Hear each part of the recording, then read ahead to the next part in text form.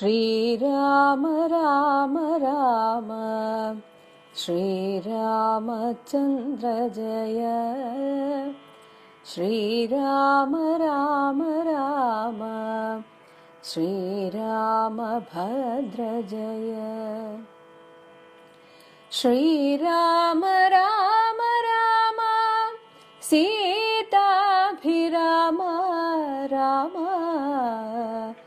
ശ്രീരാമ രാമ രാമ ലോകാഭിരാമ ജയ. ഭാർഗവദർശനം. അന്നേരം വസിഷ്ഠനെ വന്ദിച്ചു ദശരഥൻ, ദുർനിമിത്തങ്ങളുടെ കാരണം ചൊല്ലുകെന്നാൻ.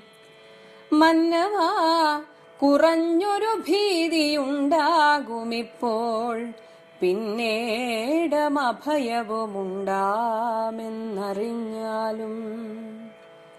ഏതുമേ പേടിക്കേണ്ട, നല്ലതേ വന്നുകൂടൂ. ഖേദവുമുണ്ടാകേണ്ട, കീർത്തിയും വർദ്ധിച്ചിടും. ഇത്തരം വിധിസുതനരുളിച്ചെയ്യും നേരം, പദ്ധതി മധ്യേ കാണായി വന്നു ഭാർഗവനെയും. നീലനീരത നിഭ നിർമ്മല വർണ്ണത്തോടും, നീലലോഹിത ശിഷ്യൻ ബടവാനലസമൻ. ക്രുദ്ധനായി പരശുബാണായുധങ്ങളും പൂണ്ടു, പദ്ധതി മധ്യേ വന്നു നിന്നപ്പോൾ ദശരഥൻ.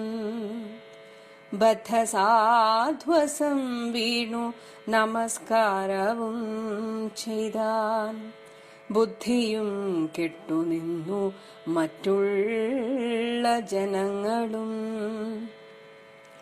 ആർത്തനായി പങ്ക്തിരഥൻ ഭാർഗവരാമൻ തന്നെ പേർത്തു വന്ദിച്ചു ഭക്ത്യാ കീർത്തിച്ചാൻ പലതരം. കാർത്തവീര്യാരേ പരിത്രാഹി മാം തപോനിധേ, മാർത്താണ്ഡകുലം പരിത്രാഹി കാരുണ്യാംബുധേ. ക്ഷത്രിയാന്തകാ പരിത്രാഹി മാം ജമദഗ്നിപുത്രാ, മാ പരിത്രാഹി രേണുകാത്മജാ വിഭോ. പരശുപാണേ പരിപാലയ കുലം മമ, പരമേശ്വര പ്രിയാ പരിപാലയ നിത്യം. പാർത്ഥിവ സമുദായ രക്തതീർത്ഥത്തിൽ കുളിച്ചാസ്ഥയാ പിതൃഗണതർപ്പണം ചെയ്ത നാഥ. കാത്തുകൊള്ളുക തപോവാരിധേ ഭൃഗുപതേ, കാൽ തളിരിണ തവ ശരണം മമ വിഭോ. ഇത്തരം ദശരഥൻ ചൊന്നതാദരിയാതെ, ബദ്ധരോഷേണ വഹ്നിജ്വാല പൊങ്ങിയിടും വണ്ണം. വക്ത്രവും മധ്യാനാർക്കമണ്ഡലം പോല ദീപ്ത്യ, സത്വരം ശ്രീരാമനോടരുളി ചെയ്തിടിനാൻ. ഞാനൊഴിഞ്ഞുണ്ടോ രാമനി ത്രിഭുവനത്തിങ്കൽ, മാനവനായ ഭവാക്ഷത്രിയനെന്നാകിലോ. നില്ലുനില്ല രക്ഷണമെന്നോടു യുദ്ധം ചെയ്യുവാൻ, വില്ലിങ്കൽ നിനക്കേറ്റം വല്ലഭമുണ്ടല്ലോ കേൾ. നീയല്ലോ ബലാൽ ശൈവചാപം ഖണ്ഡിച്ചതെന്റെ കയ്യിലുണ്ടൊരു ചാപം, വൈഷ്ണവം മഹാസാരം. ക്ഷത്രിയ കുലജാതനാകിൽ നീ ഇതുകൊണ്ടു സത്വരം പ്രയോഗിക്കിൽ, നിന്നോടു യുദ്ധം ചെയ്വൻ. അല്ലായിൽ കൂട്ടത്തോടെ സംഭരിച്ചിടുന്നതുണ്ടില്ല സന്ദേഹമെനിക്കെന്നതു ധരിച്ചാലും. ക്ഷത്രിയ കുലാന്തകൻ ഞാൻ എന്നതറിഞ്ഞില്ലേ, ശത്രുത്വം നമ്മിൽ പണ്ടു പണ്ടേയുണ്ടെന്നോർക്ക നീ. രേണുകാത്മജനേവം പറഞ്ഞോരനന്തരം ക്ഷോണിയും പാരമൊന്നു വിറച്ചു ഗിരികളും അന്ധകാരം കൊണ്ടൊക്കെ മറഞ്ഞു ദിക്കുകളും സിന്ധുവാരിയുമൊന്നു കലങ്ങി മറിഞ്ഞിതു എന്തൊന്നു വരുന്നിതെന്നോർത്തു ദേവാദികളും ചിന്ത പൂണ്ടുഴന്നിതു താപസവരന്മാരും പങ്ക്തിചന്ദനൻ ഭീതി കൊണ്ടു വേബധു പൂണ്ടു സന്താപമുണ്ടായി വന്നു വിരിഞ്ചതനയനും മുഗ്ധഭാവവും പൂണ്ടു രാമനാം കുമാരനും ക്രുദ്ധനാം പരശുരാമൻ തന്നോടരുൾ ചെയ്തു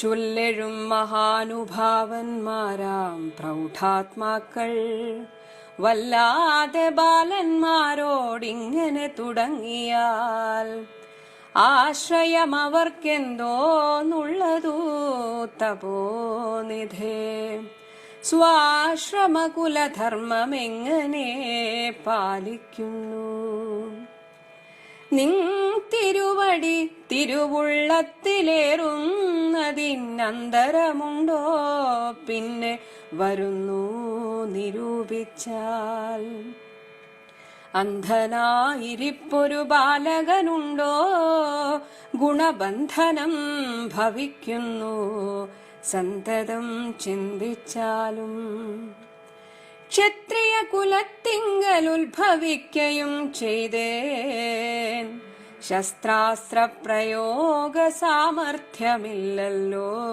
താനും ശത്രുമിത്രോദാസീന ഭേദവും എനിക്കില്ല ശത്രു സംഹാരം ചെയ്യുവാൻ ശക്തിയുമില്ലയല്ലോ അന്തകാന്തകൻ പോലും ലംഘിച്ചിടുന്നതല്ല നിൻ തിരുവടിയുടെ ചിന്തിതമതുമൂലം വില്ലിങ്ങു തന്നാലും ഞാനാകിലോ കുലച്ചിടാം അല്ലെങ്കിൽ തിരുവുള്ളക്കേടുമുണ്ടാകവേണ്ട സുന്ദരൻ സുകുമാരൻ ഇന്ദിരാപതിരാമൻ കന്ദർപ്പക്കളേബരൻ കഞ്ചലോചനൻ പരൻ ചന്ദ്രചൂടാരവിന്ദ മന്ദിര മഹേന്ദ്രാദിവൃന്ദാരകേന്ദ്ര മുനിവൃന്ദ വന്ദിതൻ ദേവൻ മന്ദഹാസവും പൂണ്ടു വന്ദിച്ചു മന്ദേതരം നന്ദിച്ചു ദശരഥ നന്ദനൻ വില്ലും വാങ്ങി നിന്നരുളുന്ന നേരമീരേഴു ലോകങ്ങളും ഒന്നിച്ചു നിറഞ്ഞൊരു തേജസ്സു കാണായി വന്നു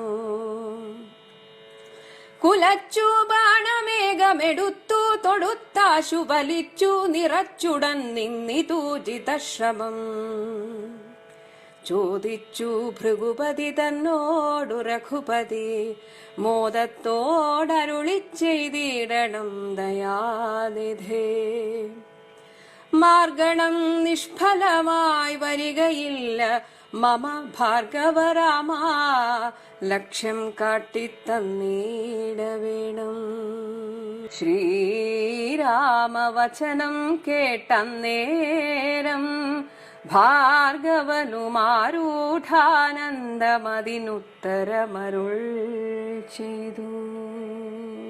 ഇവിടെ വിവാഹ ഉത്സവമൊക്കെ കഴിഞ്ഞ് തിരിച്ചു വരുന്ന വഴിക്ക് ദുർനിമിത്തങ്ങളൊക്കെ കണ്ടു. അന്നേരം വസിഷ്ഠനെ വന്ദിച്ചു ദശരഥൻ ദുർനിമിത്തങ്ങളുടെ കാരണം ചൊല്ലുക എന്നാൻ.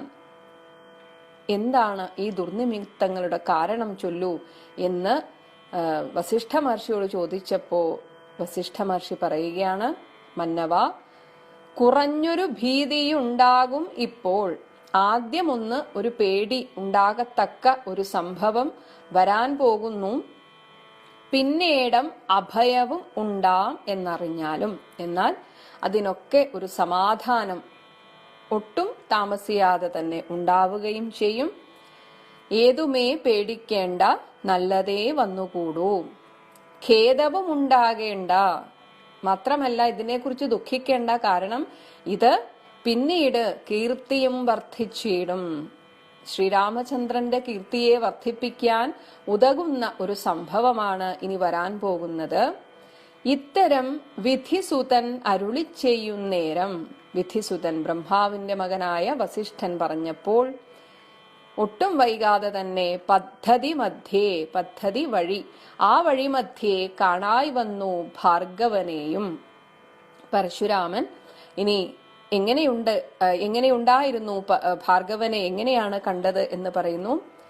നീലനീരത നിഭം, നീല നിറത്തിലുള്ള, ഇവിടെ കാർമേഘം എന്നാണ് ഉദ്ദേശിച്ചത്. നീലനീരതം മേഘം, അപ്പൊ കാർമേഘ നിഭം അതിന് തുല്യമായിട്ടുള്ള നിർമ്മല വർണ്ണത്തോടും നിർമ്മലമായ നിറത്തോടും നീലലോഹിത ശിഷ്യൻ, നീലലോഹിതൻ പരമശിവന്റെ ശിഷ്യനും കൂടിയായിട്ടുള്ള അദ്ദേഹം അങ്ങനെ ജ്വലിക്കുകയാണ്. ആ ദേഷ്യം കൊണ്ട് ജ്വലിക്കുന്നു. ആ ജ്വലിക്കുന്നതിനെ ഉപമിക്കുന്നത് ബടവാനല സമനാണ്. ബടവ അനല സമൻ, അനലം തീ. ബടവ അനലം എന്നാൽ സമുദ്രത്തിന്റെ ഉള്ളിലുള്ള പ്രളയാഗ്നിയെയാണ് ഉദ്ദേശിക്കുന്നത്. അപ്പോ അത്രയും ശക്തിയുള്ള ആ പ്രളയാഗ്നി പോലെ അങ്ങനെ കത്തിജ്വലിക്കുന്നു എന്നാണ് പറയുന്നത്. ക്രുദ്ധനായി പരശുബാണ ആയുധങ്ങളും പൂണ്ടു. ഭാർഗവരാമന്റെ പ്രധാനപ്പെട്ട ആയുധമാണ് പരശു, ആ ഒരു മഴു.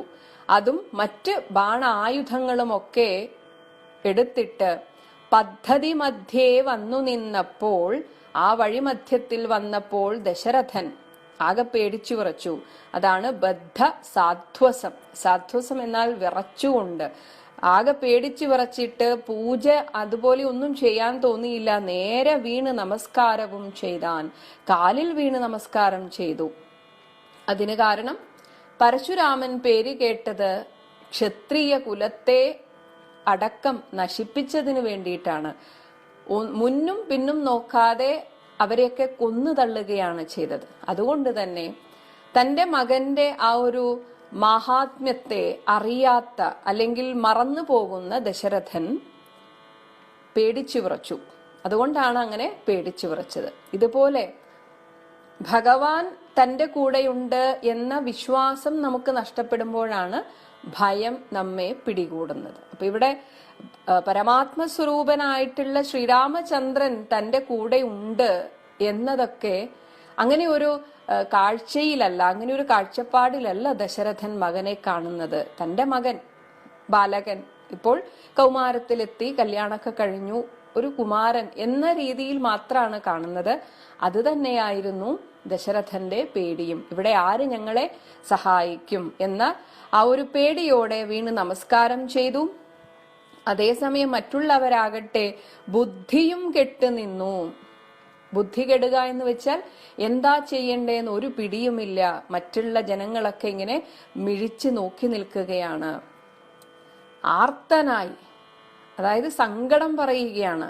പങ്ക്തിരഥൻ ദശരഥൻ ഭാർഗവരാമൻ തന്നെ പേർത്തു വന്ദിച്ചു. അതായത് ഇങ്ങനെ കൂടെ എന്ന് പറയുന്ന പോലെ അങ്ങനെ കരച്ചിൽ വരുന്നു, പേടിയുണ്ട്, ഇങ്ങനെ ആ ഒരു രീതിയിൽ വന്ദിച്ചു. എന്നാൽ ഭക്തിയാ കീർത്തിച്ചാൻ പലതരം.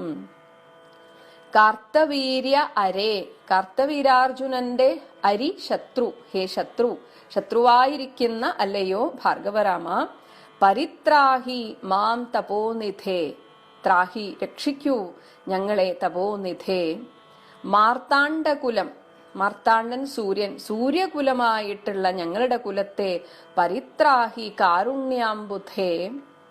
ക്ഷത്രിയ അന്തക, അപ്പൊ അങ്ങനെ വിളിക്കുകയാണ്. ഞങ്ങൾക്കറിയാം അങ്ങ് ഈ ഭൂമിയിൽ അവതരിച്ചത് തന്നെ ക്ഷത്രിയന്മാരെ കൊന്നൊടുക്കാനാണ്.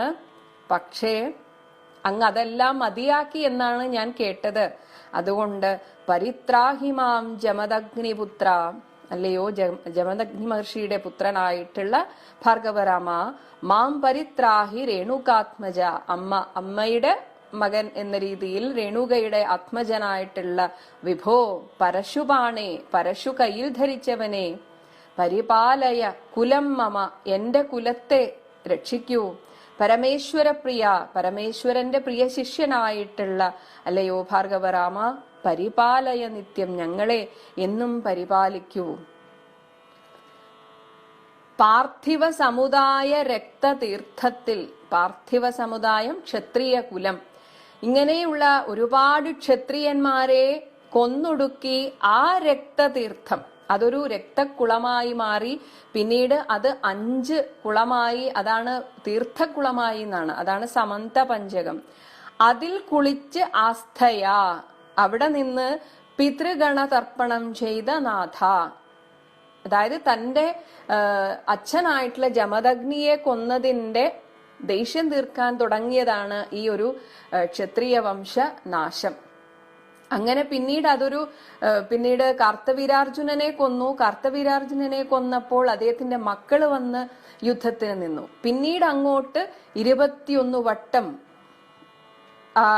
ഭൂമി മുഴുവൻ സഞ്ചരിച്ചുകൊണ്ട് ക്ഷത്രിയന്മാരെ കൊന്നൊടുക്കുകയായിരുന്നു. അപ്പം അതൊരു രക്തപ്പുഴയായി മാറി. അങ്ങനെ 5 പുഴകൾ ചേർന്ന് അത് പിന്നീട് ഒരു തീർത്ഥക്കുളമായി. അവിടെ വെച്ച് തന്റെ പിതൃക്കൾക്ക് തർപ്പണം ചെയ്ത അല്ലയോ നാഥ, കാത്തുകൊള്ളുക തപോവാരിധേ ഭൃഗുപതേ, കാൽത്തളിരിണ തവ ശരണം മമ വിഭോ, അങ്ങയുടെ ആ പാതാരവിന്ദങ്ങളിൽ ഞാനിതാ ശരണം പ്രാപിക്കുന്നു. എന്നാലോ ഇത്തരം ദശരഥൻ ചൊന്നത് ആദരിയാതെ, അതൊന്ന് ശ്രദ്ധിക്കുക പോലും ചെയ്യാതെ, ബദ്ധരോഷേണ വഹ്നിജ്വാല പൊങ്ങിയിടും വണ്ണം, തന്റെ ക്രോധാഗ്നിക്ക് ഒരു കുറവും വരുത്താതെ, ആ മുഖം വക്ത്രവും എങ്ങനെയുണ്ടായിരുന്നു എന്ന് പറയാണ്. മധ്യാഹ്ന അർക്കമണ്ഡലം, മധ്യാഹ്നത്തിൽ എങ്ങനെയാണോ സൂര്യൻ അങ്ങനെ തിളച്ചു നിൽക്കുന്നത്, അതുപോലെ ദീപ്തിയ, അത്രയും ചൂടാണല്ലോ നട്ടുച്ച നേരത്തെ സൂര്യന്, അതുപോലെ അവിടെ കൂടിയവരെയൊക്കെ അതങ്ങോട്ട് ദഹിപ്പിക്കുകയാണ്. അപ്പൊ ദശരഥൻ പറഞ്ഞതൊന്നും ശ്രദ്ധിക്കാതെ സത്വരം ശ്രീരാമനോട് അരുളി ചെയ്തിടിനാൻ. ശ്രീരാമചന്ദ്രനെ നോക്കിയാണ് ഇപ്രകാരം പറയുന്നത്. ഞാൻ ഒഴിഞ്ഞുണ്ടോ രാമൻ ഈ ത്രിഭുവനത്തിങ്കൽ. ഇവിടെ രാമൻ എന്ന് പേരായിട്ട് ഈ ഞാനുള്ളപ്പോൾ ഇനി മറ്റൊരു രാമൻ വേണമോ? അതും മാനവനായ ഭവാൻ, ഒരു മനുഷ്യനായിട്ടുള്ള അങ്ങ് ക്ഷത്രിയനെന്നാകിലോ, അങ്ങ് ഒരു ക്ഷത്രിയനും കൂടിയാണ്. നില്ലു നില്ലരക്ഷണം എന്നോട് യുദ്ധം ചെയ്യുവാൻ, നിൽക്കൂ നീ ഒരു ക്ഷണം കൊണ്ട് എന്നോട് യുദ്ധം ചെയ്ത് ജയിക്കൂ. നീ ഒരു ശൈവശാപമൊക്കെ ഒടിച്ചു എന്നൊക്കെ ഞാൻ കേട്ടു. വില്ലിങ്കൽ നിനക്കേറ്റം വല്ലഭമുണ്ടല്ലോ കേൾ, ഇങ്ങനെ വില്ലൊടിക്കുന്നതിലൊക്കെ നിനക്ക് നല്ല ഒരു സാമർഥ്യമുണ്ടെന്ന് ഞാൻ കേട്ടു. നീയല്ലോ ബലാൽ ശൈവചാപം ഖണ്ഡിച്ചത്, നീ ത്രയംബകം എന്ന ശൈവചാപം ഖണ്ഡിച്ചതായി ഞാൻ അറിഞ്ഞു. എന്നാൽ കേൾക്കൂ, എന്റെ കയ്യിലുണ്ടൊരു ചാപം, എന്റെ കയ്യിലുമുണ്ട് ഒരു ചാപം, വൈഷ്ണവ ചാപമാണ്, മഹാസാരം, അത്രയും വിലപ്പെട്ടതാണ്. ക്ഷത്രിയ കുലജാതനാകിൽ, നീ യഥാർത്ഥ ക്ഷത്രിയനാണെങ്കിൽ ഇതുകൊണ്ട് സത്വരം പ്രയോഗിക്കിൽ, നീ എന്റെ കയ്യിലുള്ള ഈ വൈഷ്ണവ ചാപവും പ്രയോഗിക്കൂ. എന്നിട്ട് നിന്നോട് യുദ്ധം ചെയ്വൻ, പ്രയോഗിക്കിൽ നിന്നോട് യുദ്ധം ചെയ്വൻ. അങ്ങനെ നീ അത് പ്രയോഗിക്കുകയാണെങ്കിൽ നമുക്ക് തമ്മിൽ യുദ്ധം ചെയ്യാം. ഇനി അങ്ങനെ ഒന്ന് നിനക്ക് സാധിക്കുന്നില്ല എങ്കിൽ, അല്ലായെങ്കിൽ കൂട്ടത്തോടെ സംഹരിച്ചിടുന്നതുണ്ട് ഇല്ല. അതായത് ഉണ്ടില്ല എന്ന് വെച്ചാൽ തീർച്ചയായും ഞാൻ ചെയ്തിരിക്കുമെന്നാണ്. സംഹരിച്ചിടുന്നതുണ്ടില്ല സന്ദേഹം, അതിനൊരു സംശയവും വേണ്ട എന്നത് ധരിച്ചാലും നീ മനസ്സിലാക്കിക്കൊള്ളുക. മാത്രമല്ല ഒരു കാര്യം കൂടെ നീ മനസ്സിൽ ധരിച്ചോളൂ, ക്ഷത്രിയ കുലാന്തകൻ ഞാനെന്നത് അറിഞ്ഞില്ലേ? നിനക്കറിയില്ലേ അതൊന്നും? ഞാൻ ക്ഷത്രിയ കുല വംശത്തെ തന്നെ ഒടുക്കുവാൻ വന്നവനാണ്. ശത്രുത്വം നമ്മിൽ പണ്ടേ ഉണ്ടെന്നോർക്ക നീ ഒരു ക്ഷത്രിയ കുലജാതനാണ് എന്നതിനാൽ എല്ലാ ക്ഷത്രിയനും എന്റെ ശത്രുവാണ്. അങ്ങനെയെങ്കിൽ നീയും എന്റെ ശത്രുവാണ്. രേണുകാത്മജൻ ഏവം പറഞ്ഞോരനന്തരം, ഇങ്ങനെ വളരെ ക്രുദ്ധനായിട്ട് പരശുരാമൻ ഇപ്രകാരം പറഞ്ഞപ്പോൾ ക്ഷോണിയും പാരമൊന്നു വിറച്ചു, ഭൂമിയൊക്കെ ഒന്ന് വിറച്ചു. അത്രയും ഘനഗംഭീരമായിട്ടാണ് അദ്ദേഹം അവിടെ നിന്ന് ഇത്രയും പറഞ്ഞത്. ഗിരികൾ, പർവ്വതങ്ങൾ അങ്ങനെ വിറകൊള്ളുന്നു. അന്ധകാരം കൊണ്ടൊക്കെ മറഞ്ഞു ദിക്കുകളും. ഇത് ആ ഒരു സാഹചര്യത്തെ, ആ ഒരു സംഭവം നടക്കുമ്പോഴുണ്ടായ ആ ഒരു അവസ്ഥയെ പറയാൻ ഇങ്ങനെയൊക്കെ ഉപമിക്കുന്നു എന്ന് മാത്രം. അത്രയും ആളുകളൊക്കെ പേടിച്ചു വിറച്ചു. ആകെ ഇരുട്ട് നിറഞ്ഞതുപോലെ, ദിക്കുകളൊക്കെ ഇരുട്ട് നിറഞ്ഞതുപോലെ. സിന്ധുവാരി, ആ സമുദ്ര ജലമൊക്കെ കലങ്ങിമറിഞ്ഞിതു. ഒപ്പം എന്തൊന്നു വരുന്നിതെന്നോർത്ത്, ഇനി എന്താ വരാൻ പോകുന്നത് എന്ന് വിചാരിച്ച് ദേവാദികളും ചിന്ത പൂണ്ടുഴന്നിതു. അവരാകെ ഇങ്ങനെ ചിന്തിക്കുകയാണ്, ഇനി എന്താ വരാൻ പോകുന്നത്, എങ്ങനെയാ ഇതൊന്ന് അവസാനിക്കുന്നത്. ഇത് ചിന്ത താപസവരന്മാരും അവർക്കും ഉണ്ടായി ഇങ്ങനെയൊരു ആശങ്ക. ഇതേ സമയം പങ്ക്തിസെന്തനൻ ദശരഥനാകട്ടെ ഭീതി കൊണ്ട് വേപഥു പൂണ്ടു. കാരണം ദശരഥന്റെ കണ്ണിൽ ശ്രീരാമചന്ദ്രൻ ഇപ്പോഴും ഒരു കുട്ടിയാണ്, ഒരു കുമാരനാണ്. അയ്യോ, എന്റെ മകൻ എന്ത് സംഭവിക്കും? സന്താപമുണ്ടായി വന്നു വിരിഞ്ചതനയനും. വിരിഞ്ചതനയനായിട്ടുള്ള വസിഷ്ഠ മഹർഷി ആദ്യം സമാധാനിപ്പിച്ചിരുന്നു. ആദ്യം ഒരു ഭീകരതയൊക്കെ വന്നാലും പിന്നീട് അത് നന്നായി വരുമെന്ന് പറഞ്ഞെങ്കിലും ഇപ്പോൾ ഈ പരശുരാമന്റെ ആ ഒരു ആക്രോശമൊക്കെ കേട്ടപ്പോ വസിഷ്ഠ മഹർഷിക്കും ചെറിയൊരു പേടി ഇല്ലാതില്ല. എന്നാൽ മുഗ്ധഭാവവും പൂണ്ട് രാമനാം കുമാരനും ഒട്ടും പതറാതെ ആ ഒരു മുഗ്ധഭാവം, മന്ദഹാസത്തോടുകൂടി കുമാരനായിട്ടുള്ള രാമൻ ക്രുദ്ധനാം പരശുരാമൻ തന്നോട് അരുൾ ചെയ്തു. ക്രുദ്ധനായി നിൽക്കുന്ന പരശുരാമനോട് ഇപ്രകാരം പറഞ്ഞു: ചൊല്ലെഴും മഹാനുഭാവന്മാരാം പ്രൗഢാത്മാക്കൾ, അങ്ങയെ പോലുള്ള താപസശ്രേഷ്ഠന്മാർ വല്ലാതെ ഇങ്ങനെയൊക്കെ ക്രുദ്ധിച്ചുകൊണ്ട് ബാലന്മാരോട് ഇങ്ങനെ തുടങ്ങിയാൽ, ഞങ്ങളെ പോലുള്ള അറിവില്ലാത്തവർ എന്നർത്ഥം, ഞങ്ങളെ പോലുള്ള ഇത്രയൊന്നും പ്രൗഢാത്മാക്കളല്ലാത്ത ഞങ്ങളോടൊക്കെ അങ്ങ് ഇങ്ങനെ തുടങ്ങിയാൽ ആശ്രയം അവർക്കെന്തോന്നുള്ളത് തപോനിധേ, ഞങ്ങൾ പിന്നെ ആരെ ആശ്രയിക്കും? ഞങ്ങളെ പോലുള്ളവർക്ക് നല്ലത് പറഞ്ഞ് നേർവഴിക്ക് നയിക്കേണ്ട അങ്ങ് ഞങ്ങളോടിങ്ങനെ ആക്രോശിച്ചാൽ എന്ത് ചെയ്യും? സ്വാശ്രമകുലധർമ്മം എങ്ങനെ പാലിക്കുന്നു? ഇങ്ങനെ അങ്ങ് ഈ ഒരു ആക്രോശത്തോടെ എല്ലാവരെയും കൊന്നുതള്ളും, കാണുന്നവരെയൊക്കെ കൊന്നുതള്ളുക, ഇങ്ങനെയൊക്കെ പറഞ്ഞാൽ അവനവന് ഓരോ ആശ്രമധർമ്മമുണ്ട്. ബ്രഹ്മചര്യം പഠിക്കേണ്ട സമയത്ത് ഗുരുകുല വിദ്യാഭ്യാസം അന്നത്തെ കാലത്ത്. അപ്പോ അന്ന് ബ്രഹ്മചര്യം എന്ന് വെച്ചാൽ ആ ഒരു വിദ്യാഭ്യാസ സമയത്ത് അതിൽ ശ്രദ്ധിച്ച് ചെയ്യണം. ഇനി ഗാർഹസ്ഥ്യം, ഇവിടെ ഒരു ക്ഷത്രിയനെ സംബന്ധിച്ച് ഗാർഹസ്ഥ്യം മാത്രമല്ല, ആ രാജ്യപരിപാലനവും കൂടെ അദ്ദേഹത്തിന്റെ ധർമ്മമാണ്. അപ്പൊ ഇങ്ങനെ അങ്ങ് കൊന്നു തള്ളുക എന്ന് വെച്ചാൽ ഈ ഒരു ക്ഷത്രിയന്മാരൊക്കെ പിന്നെ എന്ത് ചെയ്യും? അവരെങ്ങനെ ഇവിടെ ഈ ധർമ്മം പാലിക്കും? നിന്തിരുവടി തിരുവുള്ളത്തിലേറുന്നതിന്, എന്നാൽ അങ്ങ് എന്തെങ്കിലും ഒന്ന് മനസ്സിൽ വിചാരിച്ചാൽ അന്തരമുണ്ടോ പിന്നെ വരുന്നു, അതിനൊരു മാറ്റമുണ്ടാകുമോ, വരുന്നു നിരൂപിച്ചാൽ, ചിന്തിച്ചു നോക്കിയാൽ അങ്ങയെ പോലുള്ള താപസോത്തമന്മാർ ഒരു കാര്യം വിചാരിച്ചാൽ അത് നടത്തിയേ തീരൂ. അന്ധനായിരിപ്പോരു ബാലകനുണ്ടോ ഗുണബന്ധനം ഭവിക്കുന്നു സന്തതം ചിന്തിച്ചാലും. ഇവിടെ തന്നെ സ്വയം ചെറുതാക്കി കാണിക്കുകയാണ് ശ്രീരാമചന്ദ്രൻ. ഞാനൊരു അജ്ഞാനി, അന്ധനായിരിപ്പൊരു ബാലകനാണ്, അജ്ഞനാണ് ഞാൻ. എന്നെ പോലുള്ളവർക്ക് അങ്ങാണ് വഴി കാണിച്ചു തരേണ്ടത്.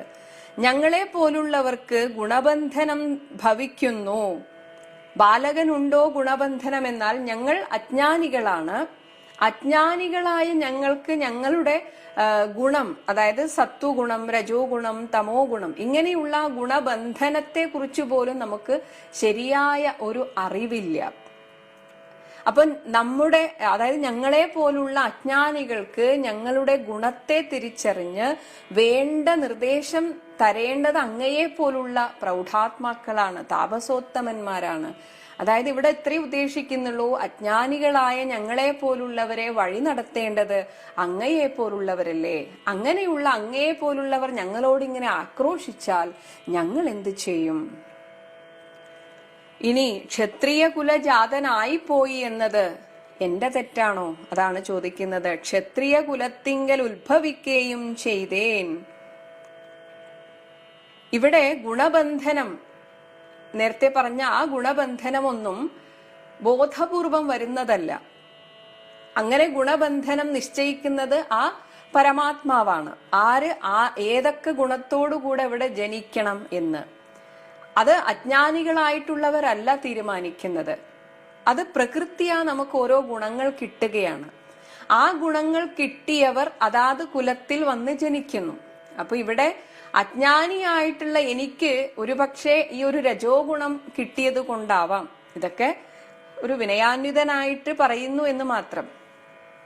ഈ രജോ ഗുണം കിട്ടിയത് കൊണ്ട് ഞാനൊരു ക്ഷത്രിയ കുലത്തിൽ ജനിച്ചു, അതിന് എനിക്ക് എന്ത് ചെയ്യാൻ പറ്റും? അതാണ് ക്ഷത്രിയ കുലത്തിങ്കൽ ഉത്ഭവിക്കുകയും ചെയ്തു. ഇതൊന്നും ഞാൻ ബോധപൂർവം ചെയ്യുന്നതല്ലല്ലോ, ഇതൊക്കെ പ്രകൃത്യാ സംഭവിക്കുന്നതല്ലേ. എന്നാൽ ക്ഷത്രിയ കുലജാതനാണെങ്കിൽ പോലും ശസ്ത്ര അസ്ത്രപ്രയോഗ സാമർഥ്യമില്ലല്ലോ താനും. ഇവിടെ പരശുരാമനുമായിട്ട് ഒന്ന് താരതമ്യം ചെയ്ത് പറയുകയാണ്. അങ്ങയെ പോലുള്ള മഹാത്മാക്കളെ പോലെ പരശുരാമൻ ഇതിലൊക്കെ വളരെ വിദഗ്ധനുമാണ്. കാരണം സാക്ഷാൽ പരമശിവന്റെ ശിഷ്യനാണെന്ന് പറഞ്ഞു.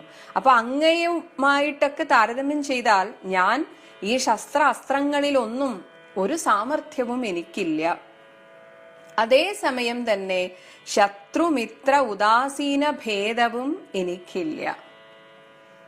അതേസമയം, അതായത് എന്നെ പോലുള്ള ഒരു പറയും കുറച്ച് നല്ല അറിവുള്ളവർക്ക് ഈ പറയുന്ന ശത്രുമിത്ര ഉദാസീന ഭേദമില്ല. എന്റെ ശത്രു, കാരണം പാണ്ഡിത്യമുള്ളവർക്ക്, ഒരു ആത്മജ്ഞാനം നേടിയ അറിവുള്ളവർക്ക് ശത്രു മിത്രം ഉദാസീനം എന്ന് വെച്ചാൽ ശത്രുവുമല്ല മിത്രവുമല്ല, അങ്ങനെ ഒരു ഭേദചിന്ത പണ്ഡിതന്മാർക്കുണ്ടാവില്ല. എന്നാൽ ഇതിന്റെ ഇടയിലുള്ള പൂർണ്ണമായിട്ട് അറിവുമില്ല, എന്നാൽ കുറച്ചൊക്കെ ലോക വിവരവും ഉണ്ട്, അങ്ങനെയുള്ളവർക്ക് ആണ് ശരിക്കും ഈ ശത്രു മിത്ര ഉദാസീനം. എന്നാൽ തീരെ അറിവില്ലാത്തവർക്ക്, മൂഢന്മാരായിട്ടുള്ളവർക്കും ഈ പറയുന്നതൊന്നും ഉണ്ടാവില്ല. അപ്പൊ ഇവിടെ ശ്രീരാമചന്ദ്രൻ തന്നെ ഏറ്റവും താണ ഒരാളായിട്ടാണ് പറയുന്നത്. ഞാനൊരു അജ്ഞനാണെന്ന് പറഞ്ഞു, അതാണ് അന്ധനായിട്ടുള്ള ഒരു ബാലകനാണ് ഞാൻ. എനിക്കിങ്ങനെയുള്ള അങ്ങിങ്ങനെയൊക്കെ എന്നോട് ക്രുദ്ധിച്ച് പറയുമ്പോഴും എനിക്ക് എന്തുകൊണ്ടോ അങ്ങയോടൊരു ശത്രുത്വവും തോന്നുന്നില്ല. അതാണ് ഇവിടെ സൂചിപ്പിക്കുന്നത്. എനിക്ക് അങ്ങനെയൊന്നും തോന്നുന്നില്ല, അങ്ങയോട് ഒന്നുമില്ല, ഒരു ഭേദവുമില്ല. അതാണ് ശത്രു മിത്ര ഉദാസീന ഭേദം എനിക്കില്ല. അപ്പോ ഒരാളെ കൊല്ലാൻ തോന്നണമെങ്കിൽ നമുക്ക് അയാളോടൊരു ശത്രുത്വം തോന്നണം. അതുകൊണ്ട് തന്നെ ശത്രു സംഹാരം ചെയ്യുവാൻ ശക്തിയുമില്ലയല്ലോ. അങ്ങയോട് എനിക്ക് യുദ്ധം ചെയ്യാൻ തോന്നണ്ടേ, അതിന് എനിക്ക് അങ്ങയോടൊരു ശത്രുത്വം തോന്നണ്ടേ, അതും തോന്നുന്നില്ല. അന്തകൻ പോലും, അന്തകന്റെ അന്തകൻ, കാലന്റെയും അന്തകനായിട്ടുള്ള പരമശിവൻ പോലും ലംഘിച്ചിടുന്നതല്ല നിന്തിരുവടിയുടെ ചിന്തിതം. അങ്ങൊന്ന് ചിന്തിച്ചാൽ അത് ആ പരമശിവൻ പോലും നടപ്പാക്കും. അത്രയും ഒരു ശക്തിയുള്ള തപോധനനാണ് അങ്ങ്. എന്നാൽ പോലും ഇങ്ങനെയൊക്കെയാണ് ഞാൻ, ഒരു അജ്ഞാനിയാണ്, എനിക്ക് ശസ്ത്രാസ്ത്രങ്ങളിലൊന്നും പ്രയോഗ സാമർഥ്യമില്ല. എന്നാൽ പോലും ഞാനൊന്ന് ശ്രമിക്കാം. അതാണ് വില്ലിങ് തന്നാലും ഞാനാകിലോ കുലച്ചീടാം. ഞാനൊന്ന് ശ്രമിക്കാം. അല്ലെങ്കിൽ ഇനി അഥവാ എനിക്ക് ഇത് കുലയ്ക്കാൻ പറ്റിയില്ല എങ്കിൽ തിരുവുള്ളക്കേടുമുണ്ടാക വേണ്ട. അങ്ങൊന്നും വിചാരിക്കരുത്, എന്നോട് ദേഷ്യം തോന്നരുത്. ആദ്യം അങ്ങനെയാണല്ലോ പറഞ്ഞത്, എന്നോട് യുദ്ധം ചെയ്യുന്നില്ലെങ്കിൽ ഞാൻ നിന്റെ ഈ കൂടെയുള്ളവരെയൊക്കെ നശിപ്പിച്ചു കളയും, കൊന്നുകളയും എന്നൊക്കെ പറഞ്ഞു. അങ്ങനെയുള്ള അവിവേകമൊന്നും അങ്ങ് കാട്ടരുത്.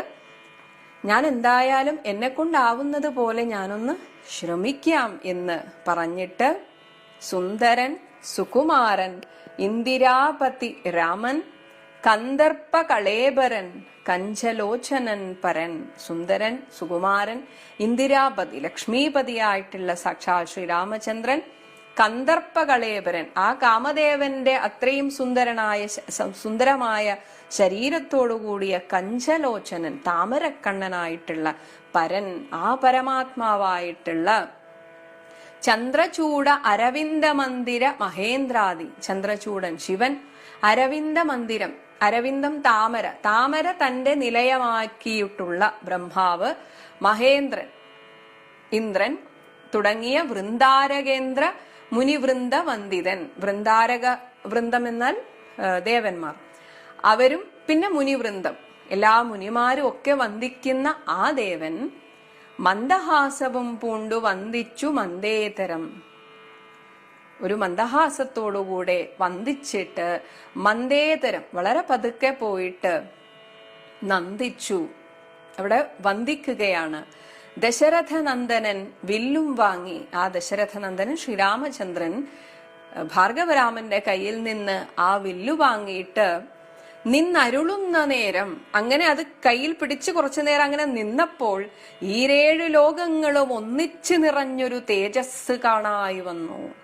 അവിടെ ഈരേഴു ലോകങ്ങൾ, ആ 14 ലോകങ്ങളും അങ്ങനെ തിളങ്ങുന്നത് പോലെ അങ്ങനെ ഒരു തേജസ് ശ്രീരാമചന്ദ്രന് കാണായി വന്നു. കുലച്ചു ബാണമേകം എടുത്തു തൊടുത്താശു വലിച്ചു നിറച്ചുടൻ നിന്നിതു ജിതശ്രമം. നേരത്തെ ത്രയംബകവില്ല് ഒടിച്ചതുപോലെ അതേപോലെ തന്നെ അത് എടുത്തു, കുലച്ചു, ബാണം ഏകമെടുത്തു, ഒരു വില്ലെടുത്തിട്ട്, ഒരു അമ്പെടുത്തിട്ട്, വില്ല് കയ്യിൽ വെച്ച് ഒരു അമ്പെടുത്തിട്ട് തൊടുത്തിങ്ങനെ നിൽക്കുകയാണ്. തൊടുത്താശു വലിച്ചു നിറച്ചുടൻ, അതാ അങ്ങനെ എയ്യാൻ വേണ്ടിയിട്ട് നിൽക്കുന്നത് പോലെ നിന്നിതു ജിതശ്രമം, ഒട്ടും പരിശ്രമമില്ല, ഒക്കെ വളരെ വേഗം കഴിഞ്ഞു. എന്നിട്ട് ചോദിച്ചു ഭൃഗുപതി തന്നോട് രഘുപതി.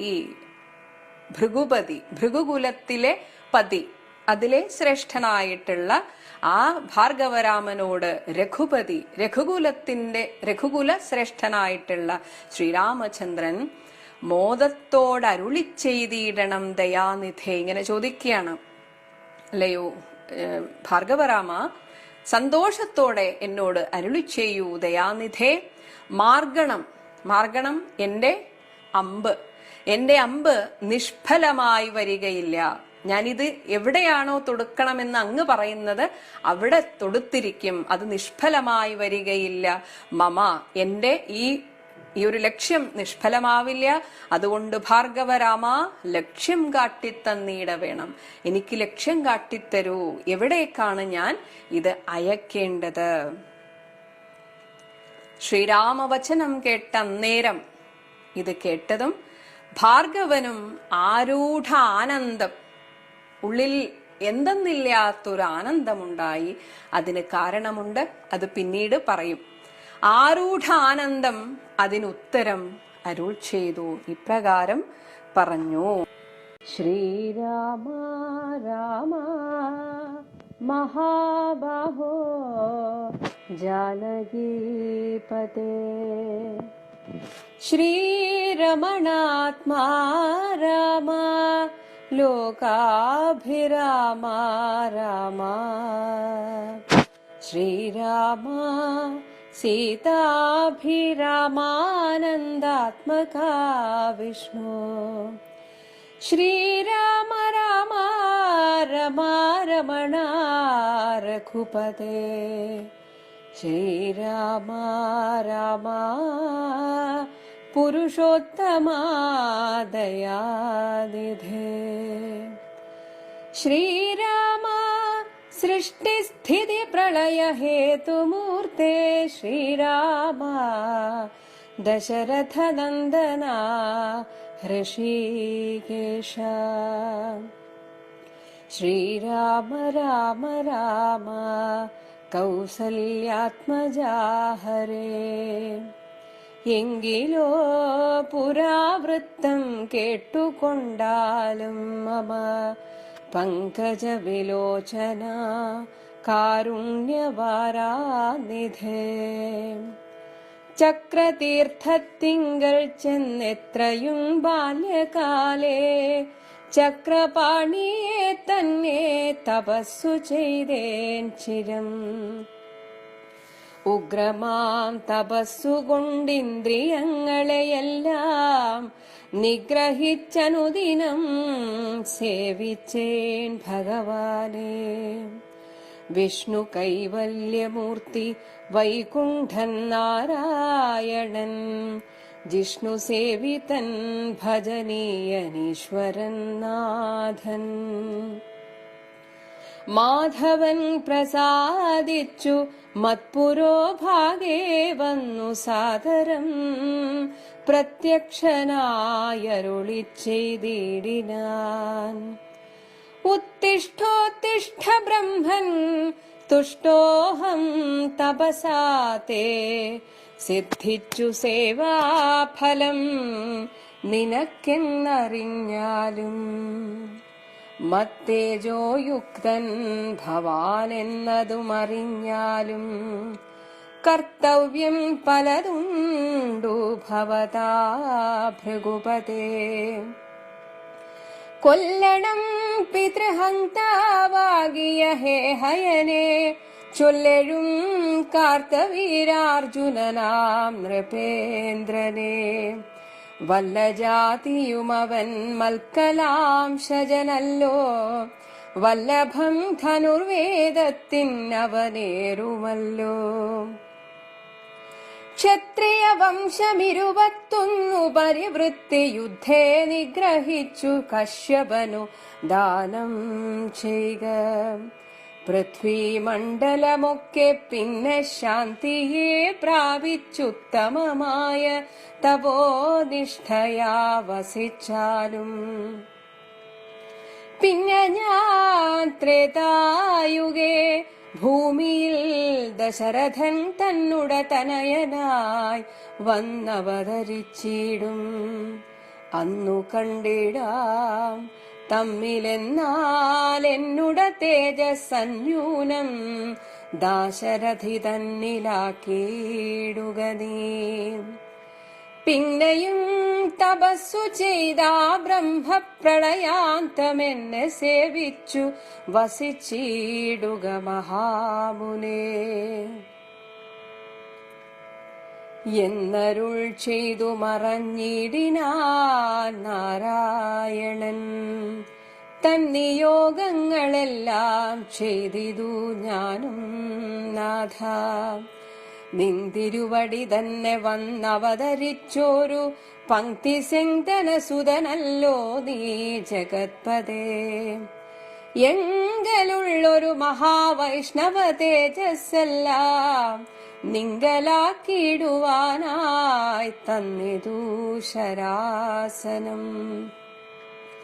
ബ്രഹ്മാദിദേവകളാൽ പ്രാർത്ഥിക്കപ്പെട്ടുള്ളൊരു ധർമ്മങ്ങൾ മായാബലം കൊണ്ടു സാധിപ്പിക്ക നീ.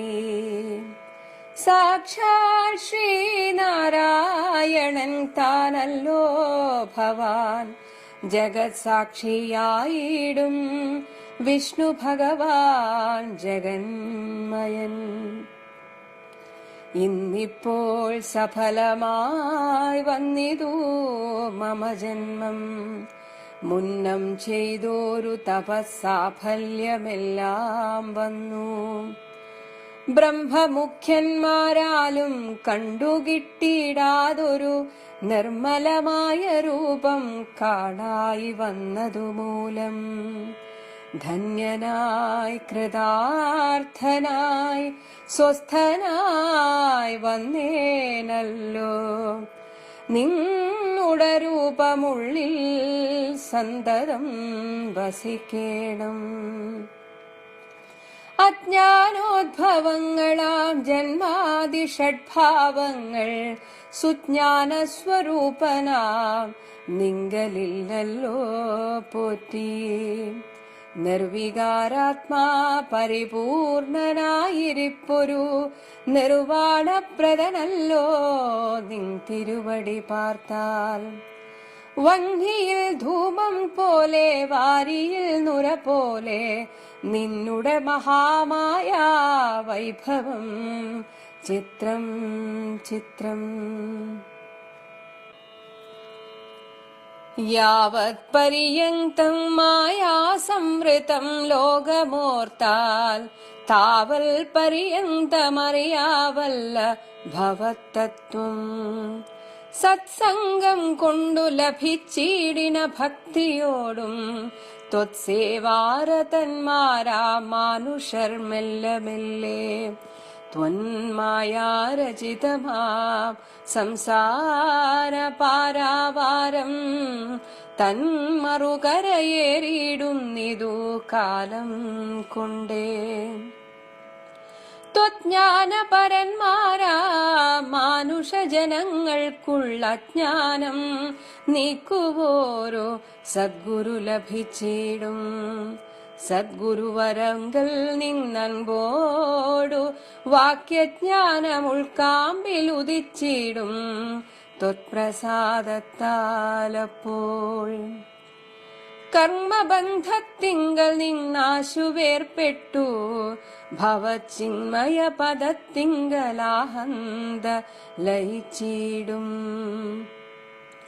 ത്വദ്ഭക്തി വിഹീനന്മാരായുള്ള ജനങ്ങൾക്കു കൽപ്പകോടികൾ കൊണ്ടും സിദ്ധിക്കയില്ലയല്ലോ വിജ്ഞാനജ്ഞാനസുഖം മോക്ഷമെന്നറിഞ്ഞാലും. അജ്ഞാനം നീക്കി ത്വദ്ബോധം മമ സിദ്ധിക്കേണം. ആകയാ ത്വൽപാദപത്മങ്ങളിൽ സദാകാലമാകുലം കൂടാതൊരു ഭക്തി സംഭവിക്കണം. നമസ്തേ ജഗത്പദേ നമസ്തേ രമാപദേ നമസ്തേ ദാശരഥേ നമസ്തേ സതാം പദേ നമസ്തേ വേദപദേ നമസ്തേ ദേവപദേ നമസ്തേ മഖപദേ നമസ്തേ ധരാപദേ നമസ്തേ ധർമ്മപദേ നമസ്തേ സീതാപദേ നമസ്തേ കാരുണ്യാബ്ധേ നമസ്തേ ചാരുമൂർത്തേ നമസ്തേ രാമ രാമ നമസ്തേ രാമചന്ദ്ര നമസ്തേ രാമ രാമ നമസ്തേ രാമഭദ്ര നമസ്തേ സന്തതം നമോസ്തുതേ ഭഗവൻ നമോസ്തുതേ.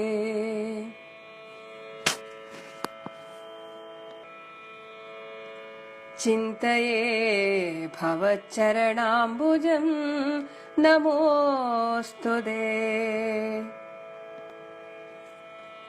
സ്വർഗദിക്കായിട്ടെന്നാൽ സഞ്ചിതമായ പുണ്യമൊക്കെ നിൻ ബാണത്തിനു ലക്ഷ്യമായി ഭവിക്കേണം എന്നതു കേട്ടു തെളിഞ്ഞന്നേരം ജഗന്നാഥൻ മന്ദഹാസവും ചെയ്തു ഭാർഗവനോടു ചൊന്നാൻ. സന്തോഷം പ്രാപിച്ചേ ഞാൻ നിൻ തിരുവടിയുള്ളിലെന്തൊന്നു ചിന്തിച്ചതെന്നാൽ അവയെല്ലാം തന്നേൻ. പ്രീതി കൈക്കൊണ്ടു ജമദഗ്നിപുത്രനുമപ്പോൾ സാദരം ദശരഥപുത്രനോടരുൾ ചെയ്തു. ഏതാനുമനുഗ്രഹമുണ്ടെന്നെ കുറിച്ചെങ്കിൽ പാദഭക്തന്മാരിലും പാദപത്മങ്ങളിലും ചേതസി സദാകാലം ഭക്തി സംഭവിക്കേണം. മാധവ രഘുപതേ രാമ കാരുണ്യാംബുധേ. ഈ സ്തോത്രം മയാ കൃതം ജപിച്ചിടുന്ന പുമാൻ ഭക്തനായി തത്വജ്ഞനായിടണം വിശേഷിച്ചും. മൃത്യു വന്നടുക്കുമ്പോൾ ത്വത്പാദാംബുജഗതി ചിത്തേ സംഭവിപ്പതിനായി അനുഗ്രഹിക്കേണം. അങ്ങനെ തന്നെയെന്നു രാഘവൻ നിയോഗത്താൽ തിങ്ങിന ഭക്തി പൂണ്ടു രേണുകാതനയനും. സാദരം പ്രദക്ഷിണം ചെയ്തു കുമ്പിട്ടുകൂപ്പി പ്രീതനായി ചെന്നു മഹേന്ദ്രാചലം പുക്കിയിടിനാൻ. ഭൂപതി ദശരഥൻ താൻ അതിസന്തുഷ്ടനായി താപവുമകന്നു തൻ പുത്രനാം രാമൻ തന്നെ. ഗാഠമായ ശ്ലേഷം ചെയ്താനന്ദാശ്രുക്കളോടും പ്രൗഢാത്മാവായ വിധിനന്ദനനോടും കൂടി പുത്രന്മാരോടും പടയോടും ചെന്നയോധ്യയിൽ സ്വസ്ഥമാനസനായി വാണിടിനാൻ കീർത്തിയോടെ. ശ്രീരാമാദികൾ നിജഭാര്യമാരോടും കൂടി സ്വൈരമായി രമിച്ചു വാണിടിനാരെല്ലാവരും. വൈകുണ്ഠപുരി തന്നിൽ ശ്രീ ഭഗവതിയോടും വൈകുണ്ഠൻ വാഴും പോലെ രാഘവൻ സീതയോടും. ആനന്ദമൂർത്തിമായ മാനുഷവേഷം കൈക്കൊണ്ടാനന്ദം പൂണ്ടു വസിച്ചിടിനാനനുദിനം. കേകയ നരാധിപനാകിയ യുധാജിത്തും കൈകേയി തനയനെ കൂട്ടിക്കൊണ്ടങ്ങു ചെൽവാൻ ദൂതനെ അയച്ചതു കണ്ടൊരു ദശരഥൻ സോദരനായി മേവിടും ശത്രുഘ്നനോടും കൂടി സാദരം ഭരതനെ പോവാനായി നിയോഗിച്ചാൻ. ആദരവോടു നടന്നിടിനാരവർകളും. മാതുലൻ തന്നെ കണ്ടു ഭരത ശത്രുഘ്നന്മാർ മോദമുൾക്കൊണ്ടു വസിച്ചിടിനാരതുകാലം. മൈഥിലിയോടും നിജനന്ദനനോടും ചേർന്നു കൗസല്യാദേവി താനും പരമാനന്ദം പൂണ്ടാൾ. രാമലക്ഷ്മണന്മാരാം പുത്രന്മാരോടും നിജഭാമിനിമാരോടും ആനന്ദിച്ചു ദശരഥൻ. സാകേതപുരി തന്നിൽ സുഖിച്ചു വാണിടിനാൾ. പാകശാസനമരാലയെ വാഴും പോലെ നിർവികാരാത്മാവായ പരമാനന്ദമൂർത്തി സർവലോകാനന്ദാർത്ഥം മനുഷ്യാകൃതി പൂണ്ടു തന്നുടെ മായാദേവിയാകിയ സീതയോടുമൊന്നിച്ചു വാണാനയോധ്യാപുരി തന്നിലന്നേ. ഇത്യധ്യാത്മരാമായണേ ഉമാമഹേശ്വര സംവാദേ ബാലകാണ്ഡം സമാപ്തം.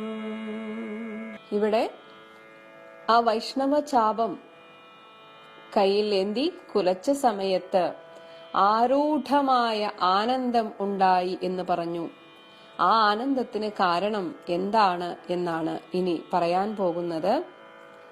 ശ്രീരാമ രാമ മഹാബാഹോ, മഹാബാഹു കൈക്കരുത്തുള്ളവൻ. ജാനകീപതേ ശ്രീരമണ ആത്മാരാമ, ആത്മാരാമൻ തന്നിൽ തന്നെ എപ്പോഴും രമിച്ചിരിക്കുന്നവൻ.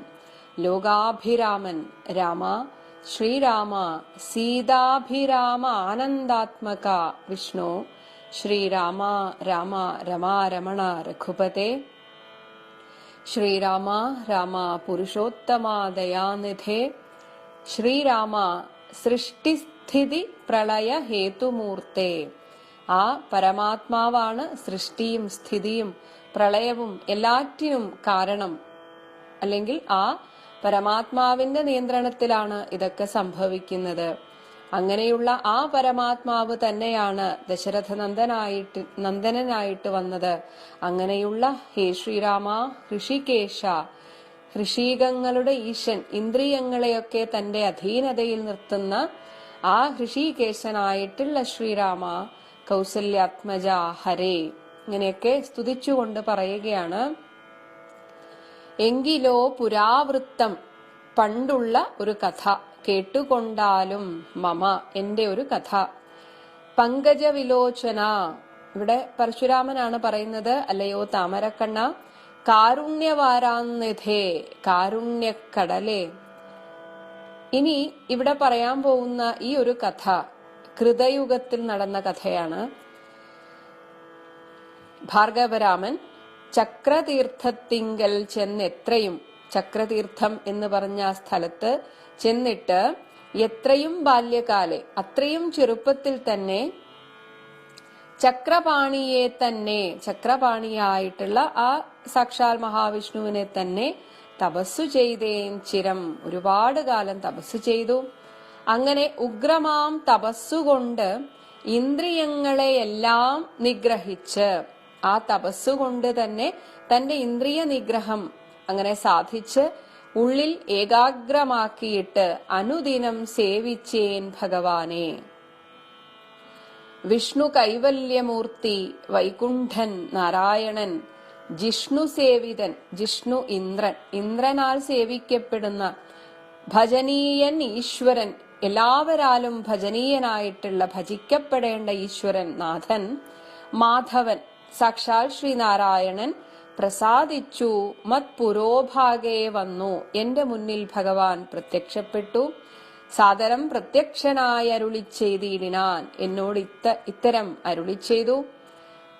തീർച്ചയായും ഭഗവാനെ കാണുമ്പോൾ കാൽക്കൽ വീണ് നമസ്കരിച്ചിരിക്കും. അങ്ങനെയുള്ള ആ പരശുരാമനോട് സാക്ഷാൽ നാരായണൻ പറഞ്ഞു, ഉത്തിഷ്ഠ ഉത്തിഷ്ഠ ബ്രഹ്മൻ, എഴുന്നേൽക്കൂ. തുഷ്ടഹ അഹം, അഹം തുഷ്ടഹ, ഞാൻ സന്തുഷ്ടനായിരിക്കുന്നു. തേ തപസ, നിന്റെ തപസ്സുകൊണ്ട്. സിദ്ധിച്ചു സേവാഫലം നിനക്കെന്നറിഞ്ഞാലും, എന്നെ സേവിച്ചുകൊണ്ടുള്ള ഈ ഒരു തപസ്സിന്റെ ഫലം നിനക്ക് സിദ്ധിച്ചു എന്ന് അറിഞ്ഞാലും.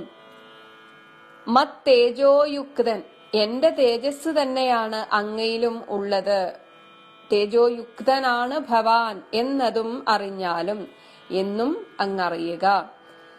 കർത്തവ്യം പലതുണ്ട് ഭവതാ ഭൃഗുപതേ, അങ്ങേക്ക് പലതരത്തിലുള്ള കർത്തവ്യങ്ങളുണ്ട്, അത് ഞാൻ പറയാം എന്നാണ് ഇപ്പോ പറയുന്നത്. ഭാർഗവരാമന്റെ ആ ഒരു അവതാര ഉദ്ദേശത്തെക്കുറിച്ച് പറയുകയാണ്. കർത്തവ്യം പലതുണ്ട്, എന്തൊക്കെയാണെന്ന് പറയുന്നു. കൊല്ലണം പിതൃഹന്താവാകിയ, ഇത് ഇനി വരാൻ പോകുന്ന കാര്യമാണ് പറയുന്നത്. അച്ഛനെ കൊന്ന, അപ്പൊ ജമദഗ്നി മഹർഷിയെ കൊന്ന ഹേഹയനെ, ഹേഹയ രാജാവായിട്ടുള്ള ചൊല്ലെഴും കാർത്യവീരാർജുനനാം നൃപേന്ദ്രനെ, ആ പ്രശസ്തനായിട്ടുള്ള കാർത്യവീരാർജുനൻ എന്ന ആ രാജാവിനെ വല്ല ജാതിയും നീ കൊല്ലണം, എങ്ങനെ ആയാലും നീ കൊല്ലണം. ഇനി പറയുകയാണ്, അവൻ മൽ കലാംശജനല്ലോ, എന്റെ ഒരു കല തന്നെയാണ് അവൻ, കലാ അവതാരം, ഭഗവാന്റെ ഒരു അംശമാണ് ഈ ഹേഹയ രാജാവായിട്ടുള്ള കാർത്തവീരാർജുനൻ. എന്നാൽ പോലും അവനെ കൊല്ലണം എന്നാണ് പറയുന്നത്. അതുമാത്രമല്ല, വല്ലഭം ധനുർവേദത്തിന് അവനേറുമല്ലോ, അവനാവട്ടെ ധനുർവേദത്തിൽ അത്രയധികം സാമർഥ്യമുള്ളവനാണ്. അതുമാത്രമല്ല, അവനെ മാത്രമല്ല, ക്ഷത്രിയ വംശം 21 പരിവൃത്തി, 21 തവണ ഭൂമി മുഴുവൻ ചുറ്റി സഞ്ചരിച്ച് നീ എല്ലാ ക്ഷത്രിയ വംശത്തെയും യുദ്ധേ നിഗ്രഹിച്ച് കശ്യപന് ദാനം ചെയ്യുക. പിന്നീട് കശ്യപ പ്രജാപതിക്ക് അത് ദാനം ചെയ്യണം എന്നാണ് ഇവിടെ പറഞ്ഞത്. അപ്പോ ഓരോ സമയത്തും ഭഗവാൻ പറഞ്ഞിട്ടുണ്ട് ധർമ്മ രക്ഷണാർത്ഥമാണ്, ധർമ്മ സംസ്ഥാപനാർത്ഥമാണ് ഞാൻ അവതരിക്കുന്നതെന്ന് ഭഗവാൻ പറഞ്ഞിട്ടുണ്ട്. അപ്പോ ഇവിടെ ഈ ഒരു കാലഘട്ടത്തിൽ ഈ രാജാക്കന്മാർക്ക് അവരുടെ ആ ഒരു അധികാരത്താൽ ഉണ്ടായിട്ടുള്ള ഒരു മതം അത് കൂടുതലായിരുന്നു. അപ്പോ ഒരു രാജാവാണ് ആ രാജ്യത്തെ ബ്രാഹ്മണന്മാർ തുടങ്ങിയ മറ്റ് ആശ്രമികളെ, അതായത് ആശ്രമികളെ എന്നല്ല, വർണ്ണാശ്രമധർമ്മത്തിലുള്ള വൈശ്യ, ശൂദ്ര, ബ്രാഹ്മണന്മാർ ഇവരെയൊക്കെ സംരക്ഷിക്കേണ്ടത് ക്ഷത്രിയനാണ്. അപ്പൊ ഒരു രാജാവാണ് ബ്രാഹ്മണന്മാരെയൊക്കെ, പ്രത്യേകിച്ച് ബ്രാഹ്മണന്മാരെ സംരക്ഷിക്കേണ്ടത്. കാരണം ഈ ബ്രാഹ്മണന്മാർ എന്നതുകൊണ്ട് ഉദ്ദേശിക്കുന്നത് വേദ ഉപനിഷത്തുക്കൾ ഇതുപോലെയുള്ള പഠനം, അതുപോലെ അത് പഠിപ്പിക്കുക. അപ്പൊ അങ്ങനെയുള്ളവർക്ക് അവരുടെ നിത്യവൃത്തിക്കുള്ള ആ ഒരു വരുമാനം അവരായിട്ട് ചോദിച്ച് മേടിക്കില്ല. അപ്പൊ അവരെ സംരക്ഷിക്കേണ്ടത് ആ രാജ്യത്തെ രാജാവിന്റെ ഒരു ഉത്തരവാദിത്തമാണ്. എന്നാൽ ഇതൊക്കെ മറന്നുകൊണ്ട് സ്വയം സുഖലോലുപരായിട്ടുള്ള ഒരു കൂട്ടം രാജാക്കന്മാർ ആ കാലത്ത് ഉണ്ടായിരുന്നു.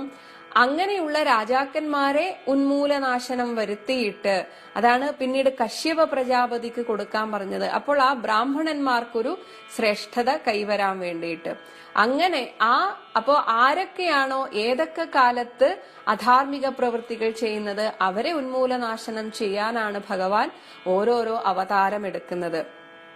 ഇതുപോലെ തന്നെ നമുക്ക് പിന്നീട് കാണാം ശ്രീബുദ്ധനായിട്ട് ഭഗവാൻ അവതരിക്കാൻ കാരണം ഇവിടെ ഉണ്ടായിട്ടുള്ള ഈ വൈഷ്ണവന്മാർ, ശൈവന്മാർ എന്ന രീതിയിലുള്ള ഒരുതരം പരസ്പരം കടിച്ചു കീറാൻ വേണ്ടി പോകുന്ന ആ സമയത്ത് സ്നേഹം, അഹിംസ ഇങ്ങനെയുള്ള കാര്യങ്ങൾ മറ്റുള്ളവർക്ക് ഉപദേശിച്ചു കൊടുക്കാനായിട്ട് ശ്രീബുദ്ധനായിട്ട് വന്നു. എന്നാൽ ശ്രീബുദ്ധന്റെ കാലശേഷം ശ്രീബുദ്ധന്റെ ബാഹ്യമായിട്ടുള്ള ആ ഒരു കാര്യങ്ങൾ മാത്രം അനുകരിച്ചുകൊണ്ട് കുറെ പേർ സന്യാസത്തിനിറങ്ങി. അതേസമയം ശ്രീബുദ്ധൻ എപ്പോഴും ധ്യാനത്തിനാണ് പ്രാധാന്യം കൊടുത്തത്. അവിടെ വേദപഠനമില്ല, ഉപനിഷത്ത് പഠനമില്ല, വൈദിക ക്രിയകളില്ല, ഒന്നുമില്ല. അങ്ങനെ എന്ത് സംഭവിച്ചു? ഈ ആളുകൾ സന്യാസത്തിലേക്ക് ഇറങ്ങുകയും ചെയ്തു. എന്നാൽ യഥാർത്ഥ സന്യാസിമാരായില്ല. അവരുടെ ആ ഒരു കർമ്മം കൊണ്ട് അവർ സന്യാസിമാരായില്ല, വേഷം കൊണ്ട് മാത്രമായിരുന്നു സന്യാസിമാരായത്. അങ്ങനെ ഇവിടെയുള്ള എല്ലാ വൈദിക ധർമ്മങ്ങളും അത് ഇല്ലാതെയാകുന്നു എന്ന് കണ്ടപ്പോഴാണ് ശ്രീ പരമേശ്വരൻ ശങ്കരാചാര്യരായിട്ട് അവതരിച്ചത്. അപ്പൊ ഇങ്ങനെ ഓരോരോ കാലത്ത് ഓരോ അവതാരത്തിന് ഓരോ ലക്ഷ്യമുണ്ട്. അപ്പൊ പരശുരാമ അവതാരം ആ സമയത്തെ മതോന്മത്തരായിട്ടുള്ള ക്ഷത്രിയന്മാരെ കൊന്നെടുക്കാനായിരുന്നു. എന്നിട്ട് കശ്യപന് ദാനം ചെയ്യുക എന്ന് അന്ന് ശ്രീനാരായണൻ പറഞ്ഞിരുന്നു.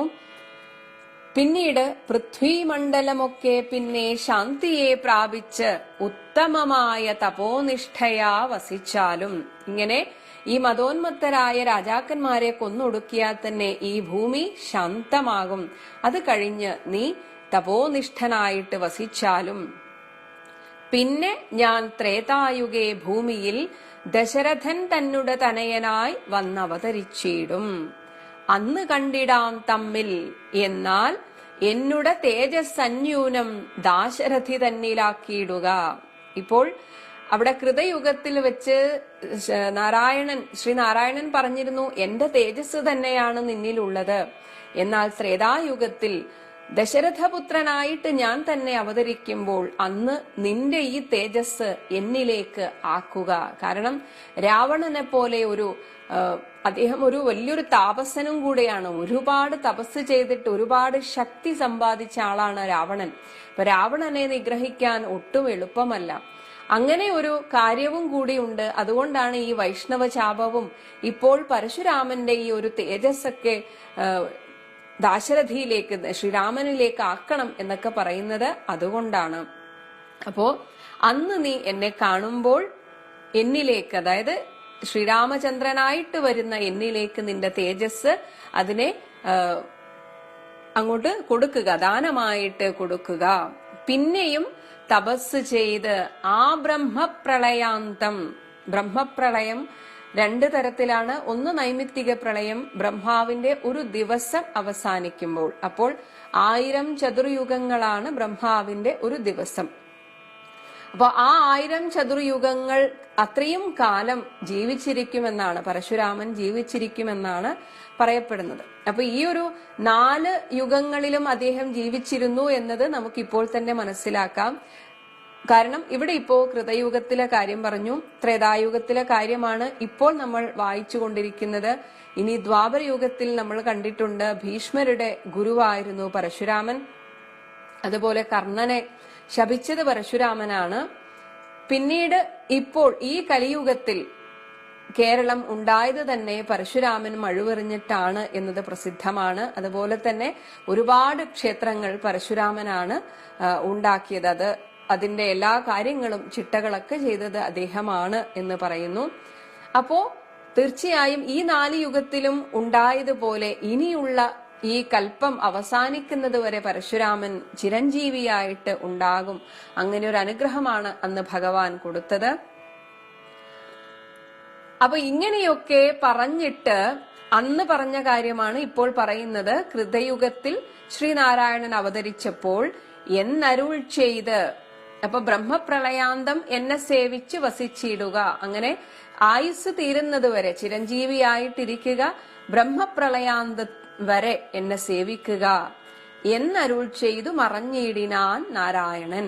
അന്ന് ശ്രീനാരായണൻ ഇങ്ങനെ പറഞ്ഞ് മറഞ്ഞു.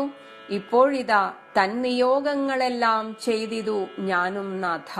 ഭഗവാനെ, ആ ശ്രീനാരായണന്റെ ആജ്ഞ അനുസരിച്ചാണ് ഞാനിവിടെ വന്നത്. അങ്ങ് സാക്ഷാൽ ശ്രീരാമചന്ദ്രൻ തന്നെയാണോ എന്നുള്ള ഒരു പരീക്ഷണവും കൂടിയാണ് ഇപ്പോൾ നടത്തിയത്. കാരണം അല്ലാതെ ആർക്കെങ്കിലും ഇങ്ങനെ വൈഷ്ണവ ശ്രീരാമൻ എന്ന് പേര് കേട്ടാലും ഒന്ന് പരീക്ഷിക്കാം, എന്നിട്ട് ആ വൈഷ്ണവ ചാപം കൊടുത്ത് തന്റെ തേജസ് അങ്ങോട്ടേക്ക് കൊടുക്കണം എന്ന രീതിയിലാണ് ഇവിടെ ഒരു പരീക്ഷണാർത്ഥമാണ് ഇപ്പൊ ഈ നാടകമൊക്കെ പരശുരാമൻ ചെയ്തത്. അതാണ് ഇവിടെ പറയുന്നത്. ഇനി നിൻതിരുവടി തന്നെ വന്നവതരിച്ചോരു പങ്ക്തിസ്യന്തന സുതനല്ലോ നീ ജഗത്പതേ. അങ്ങ് തന്നെയാണല്ലോ, അന്ന് എന്നെ അനുഗ്രഹിച്ച അങ്ങ് തന്നെയാണല്ലോ ഇപ്പോൾ പങ്ക്തിസ്യന്തനൻ ദശരഥന്റെ സുതനായിട്ട്, അല്ലയോ ജഗത്പതേ, അങ്ങ് തന്നെയാണല്ലോ അവതരിച്ചത്. ഇതാ എങ്കിലുള്ളൊരു മഹാവൈഷ്ണവ തേജസ്സെല്ലാം നിങ്കലാക്കിയിടുവാനായി തന്നിതു ശരാസനം. എന്റെ ആ തേജസ് മുഴുവൻ ഞാൻ ആവാഹിച്ചത് ഈ വൈഷ്ണവ ചാപത്തിലാണ്. അതിതാ ഞാൻ അങ്ങേക്ക് തന്നിരിക്കുന്നു. ബ്രഹ്മാദി ദേവകളാൽ പ്രാർത്ഥിക്കപ്പെട്ടുള്ള ഒരു ധർമ്മങ്ങൾ മായാബലം കൊണ്ട് സാധിപ്പിക്ക നീ. ബ്രഹ്മാദി ദേവകളൊക്കെ അങ്ങയോട് എന്ത് കാര്യമാണോ പറഞ്ഞിട്ടുള്ളത് ആ കാര്യങ്ങളൊക്കെ, ഇവിടെ ധർമ്മങ്ങൾ എന്നും ചിലയിടത്ത് കർമ്മങ്ങൾ എന്നും കാണാം. എന്തായാലും ധർമ്മരൂപത്തിലുള്ള അങ്ങ് ഈ ഒരു അവതാരം സ്വീകരിച്ചത് എന്തിനോ ആ കാര്യങ്ങളാണ് ധർമ്മം. അതിനെ കർമ്മം എന്നും പറയാം. അപ്പൊ ആ കർമ്മങ്ങൾ, ധർമ്മരൂപത്തിലുള്ള കർമ്മങ്ങൾ മായാബലം കൊണ്ട്, അങ്ങേക്ക് ഇതിന്റെ ഒന്നും ആവശ്യമില്ല, പക്ഷെ അവരുടെ ഒരു പ്രാർത്ഥന കൊണ്ട് അങ്ങ് മായാബലം കൊണ്ട് അതൊക്കെ സാധിപ്പിച്ചു കൊടുക്കുക. സാക്ഷാൽ ശ്രീനാരായണൻ താനല്ലോ ഭവാൻ, ജഗത് സാക്ഷിയായിടും വിഷ്ണു ഭഗവാൻ ജഗന്മയൻ. അങ്ങ് തന്നെയാണല്ലോ ഈ ജഗത്ത് തന്നെ അങ്ങായിരിക്കുന്നു. ഇന്നിപ്പോൾ സഫലമായി വന്നിതു മമ ജന്മം, എന്റെ ജന്മം സഫലമായി. കാരണം മുന്നം ചെയ്തോരു തപസ് സാഫല്യമെല്ലാം വന്നു. അന്ന് അത്രയും തപസ് ചെയ്തതുകൊണ്ട് എനിക്ക് ഈ 2 ജന്മത്തിലും സാക്ഷാൽ ശ്രീനാരായണന്റെ ദർശനം കിട്ടിയല്ലോ. അതാവട്ടെ ബ്രഹ്മമുഖ്യന്മാരാലും കണ്ടുകിട്ടിയിടാതൊരു നിർമ്മലമായ രൂപം കാണായി വന്നതു മൂലം. ബ്രഹ്മാദികൾക്ക് പോലും വേണമെന്ന് വെച്ചാലും എപ്പോഴൊന്നും കാണാൻ സാധ്യമല്ല. അങ്ങനെയുള്ള ആ പരമാത്മസ്വരൂപമിതാ നിർമ്മലമായ രൂപം ഞാൻ കണ്ടുവല്ലോ ഭഗവാനെ. ധന്യനായി കൃതാർത്ഥനായി സ്വസ്ഥനായി വന്നേനല്ലോ, എന്റെ ജന്മം സഫലമായി. നീ പ്രാർത്ഥിക്കുകയാണ്, നിന്നുടെ രൂപമുള്ളിൽ സന്തതം വസിക്കണം. എന്നും അങ്ങയുടെ ഈ രൂപം എന്റെ ഉള്ളിൽ ഉണ്ടാവണം. അജ്ഞാനോദ്ഭവങ്ങളാം ജന്മാതിഷഡ്ഭാവങ്ങൾ, ഒരു ജീവി ഈ ലോകത്ത് ജനിച്ചു കഴിഞ്ഞാൽ, ഈ മായയിൽ പെട്ടുകഴിഞ്ഞാൽ, ഷഡ്ഭാവങ്ങൾ 6 ഭാവങ്ങളിലൂടെ, വികാരങ്ങളിലൂടെയാണ് കടന്നു പോകുന്നത്. 1 ഉണ്ടാവുക, 2 നിലനിൽക്കുക, 3 പെരുകുക, അതായത് അത് പലതാവുക, കോശങ്ങൾ പെരുകി വലുതാവുക, വളരുക, പിന്നീട് രൂപം മാറുക. അതുകൊണ്ട് തന്നെ രൂപം മാറിക്കൊണ്ടേയിരിക്കും. നമ്മുടെയൊക്കെ ചെറുപ്പത്തിലുള്ള രൂപമല്ല ഇപ്പോഴുള്ളത്. പിന്നീട് പതുക്കെ പതുക്കെ ജീർണിക്കാൻ തുടങ്ങും, തലയൊക്കെ നരച്ചു തുടങ്ങും, ശരീരമൊക്കെ ചുക്കിച്ചുളിഞ്ഞു തുടങ്ങും, പിന്നീട് ഇല്ലാതാവുന്നു. ഇങ്ങനെ 6 ഭാവത്തിലൂടെയാണ് ഓരോ ജീവജാലവും ഈ ലോകത്ത് പോകുന്നത്. എന്നാൽ അതൊക്കെ ഈ മായയിൽ മാത്രമേ ഉള്ളൂ. സുജ്ഞാനസ്വരൂപനാം നിങ്കലില്ലല്ലോ പോറ്റി. ജ്ഞാനസ്വരൂപനായ അങ്ങയ്ക്ക് ഈ 6 ഭാവങ്ങളൊന്നും ഇല്ല. നിർവികാരാത്മാ, അതുകൊണ്ടാണ് നിർവികാരാത്മാ എന്ന് പറയുന്നത്. ഈ 6 വികാരങ്ങളില്ലാത്തവനാണ് അങ്ങ്. പരിപൂർണനായിരിപ്പോരു നിർവാണപ്രദൻ, മോക്ഷപ്രദനാണല്ലോ നിൻ തിരുവടി പാർത്താൽ. ഇനി ഭഗവാൻ എങ്ങനെയാണ്? വന്നിയിൽ ധൂമം പോലെ, വാരിയിൽ നുര പോലെ. ഭഗവാൻ വന്നിയാണെങ്കിൽ, അഗ്നിയാണെങ്കിൽ അതിന്റെ പുക പോലെയുള്ള ആ മഹാമായാ വൈഭവം, അതുപോലെ അങ്ങ് സമുദ്രമാണെങ്കിൽ അതിന്റെ നുര പോലെ, വാരിയിൽ നുര പോലെ.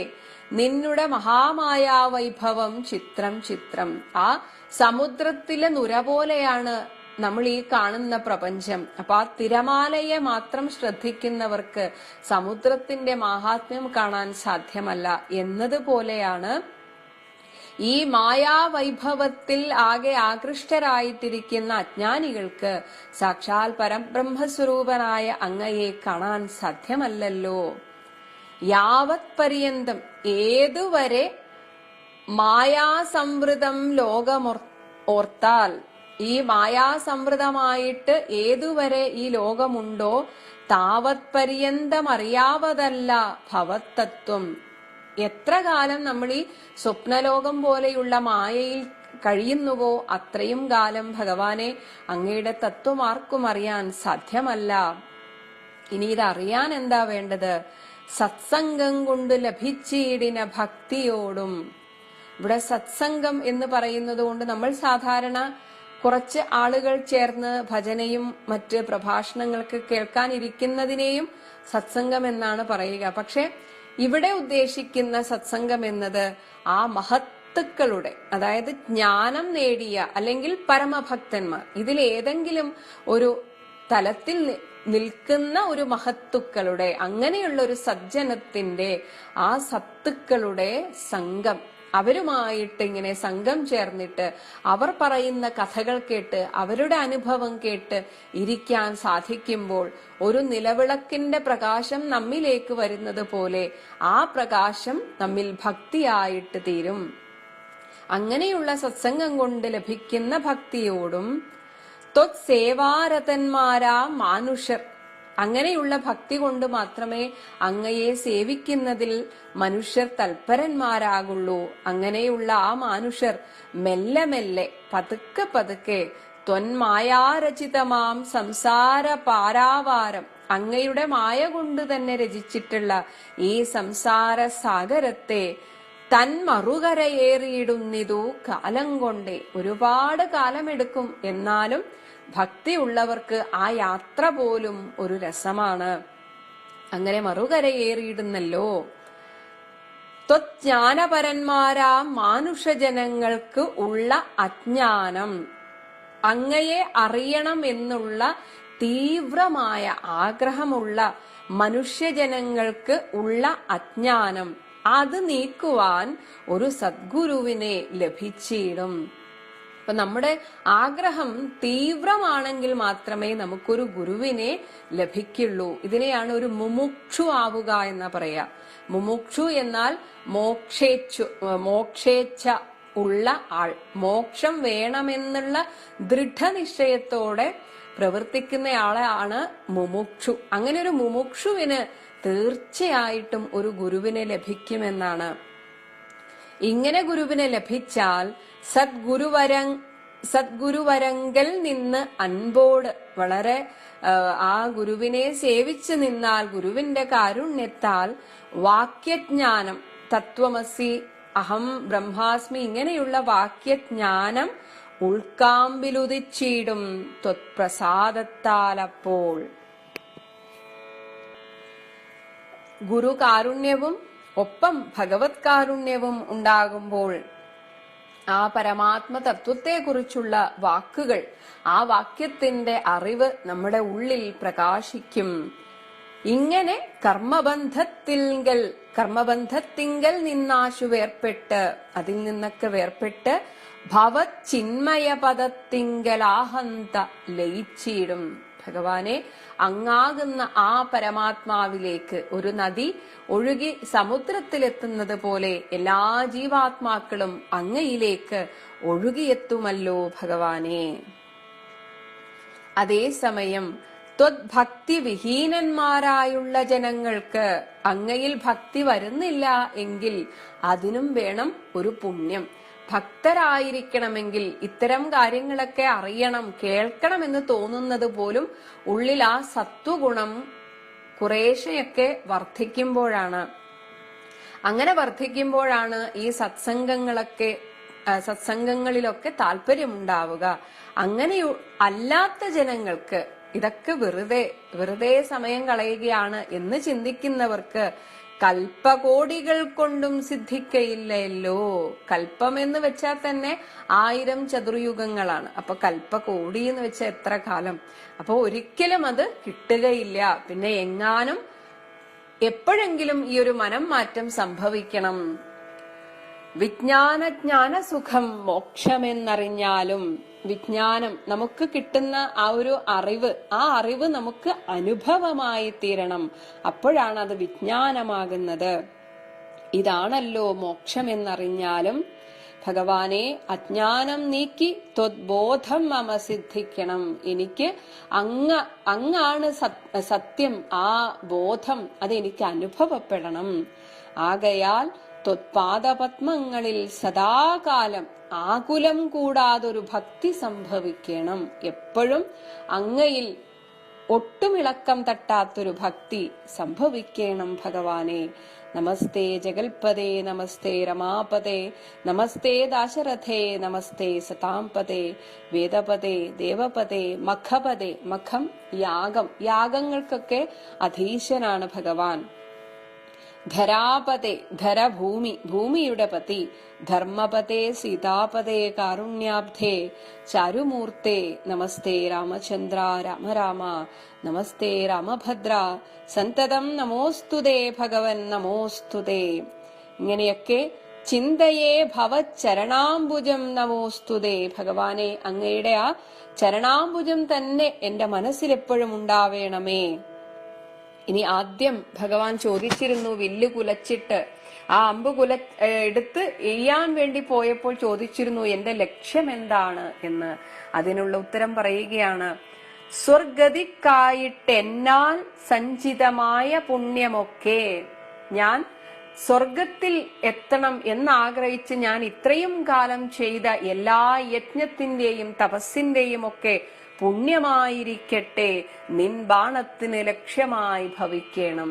എന്ന് വെച്ചാൽ എല്ലാം ഭഗവാനെ, എന്റെ തേജസ് അങ്ങേക്ക് ഞാൻ തന്നു, ഒപ്പം ഇതാ എന്റെ എല്ലാ പുണ്യവും, ഇത്രയും കാലം ഞാൻ നേടിയെടുത്ത എല്ലാ പുണ്യവും ഭഗവാനെ അങ്ങേക്കിരിക്കട്ടെ എന്നത് കേട്ട് തെളിഞ്ഞന്നേരം ജഗന്നാഥൻ മന്ദഹാസവും ചെയ്ത് ഭാർഗവനോട് ചൊന്നാൻ, സന്തോഷം പ്രാപിച്ചേൻ ഞാൻ നിന്തിരുവടിയുള്ളിൽ എന്തൊന്നു ചിന്തിച്ചതെന്നാൽ അവയെല്ലാം തന്നേൻ.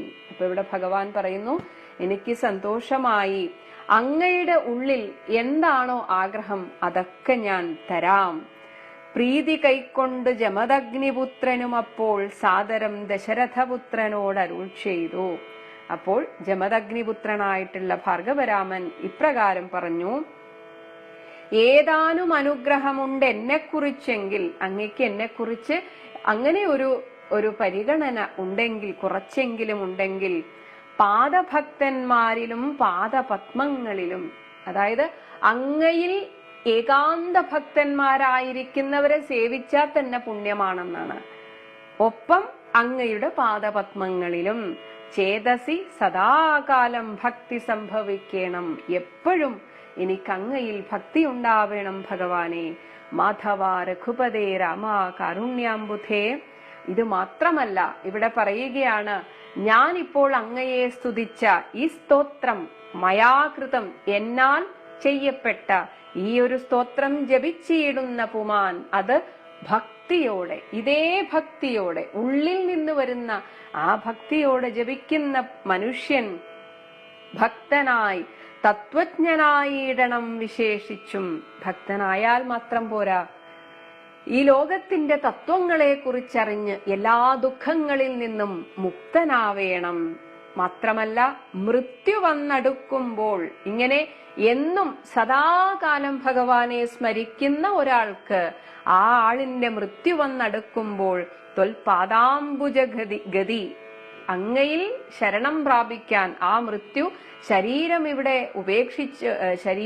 ഉപേക്ഷിച്ചാലും ആ സൂക്ഷ്മ ശരീരം ഭഗവാനെ അങ്ങയിൽ ലയിക്കണം, ചിത്തേ സംഭവിപ്പതിനായിട്ട് അനുഗ്രഹിക്കണം.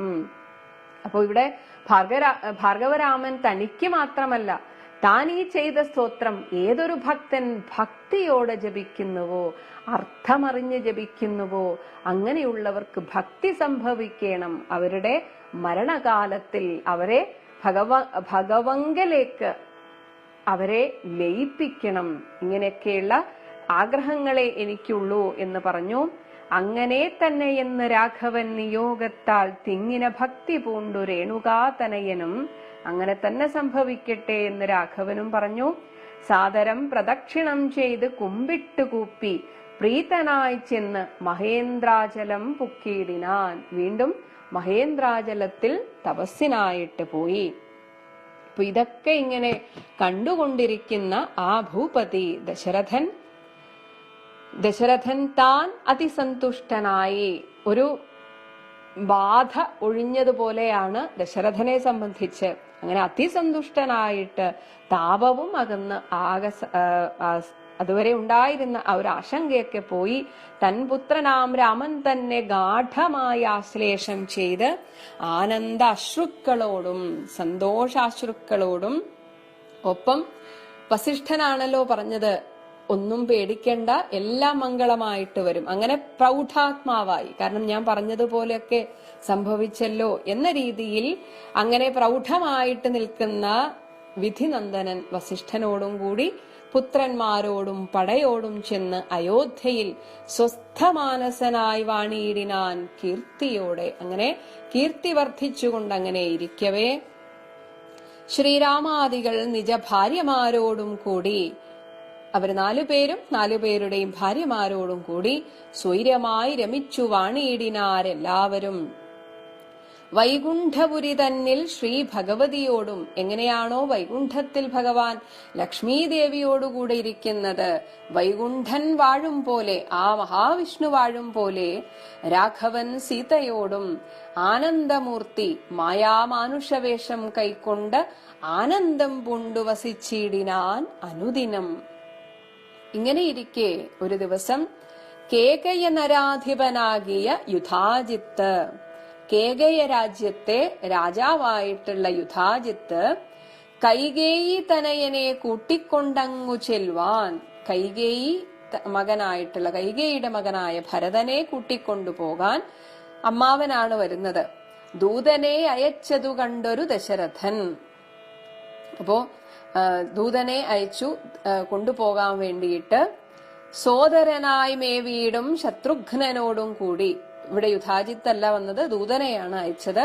അപ്പൊ യുധാജിത്തിന്റെ ആ ഒരു ആജ്ഞയാൽ ദൂതൻ വന്നു ഇവരെ ഒന്ന് കൂട്ടിക്കൊണ്ടുപോകാൻ. ഇവിടെ ഭരതനെയാണ് കൂട്ടിക്കൊണ്ടുപോകാൻ ഉദ്ദേശിച്ചത്.